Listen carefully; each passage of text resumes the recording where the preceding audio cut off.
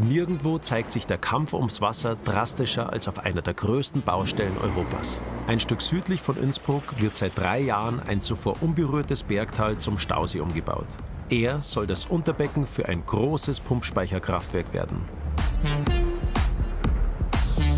Mit einem oberen und einem unteren Becken, in diesem Fall der Speicher Kütei, nutzt ein Pumpspeicher das natürliche Gefälle.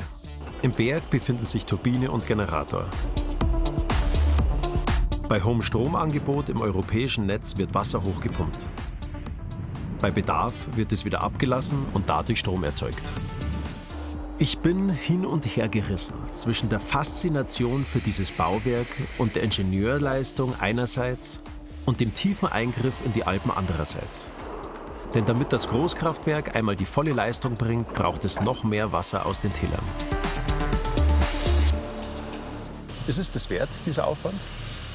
Also aus unserer Sicht ist es das jedenfalls wert, weil der Wert besteht ja darin, dass wir das Wasser in den Speichern genau dann zur Energieerzeugung nützen können, wenn wir Strom brauchen. Ohne solche Kraftwerke wird auch eine Energiewende nicht möglich sein.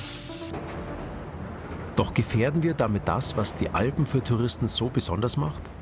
Rechtfertigt die Energiegewinnung durch Wasser den brutalen Eingriff in eine einst unberührte Landschaft?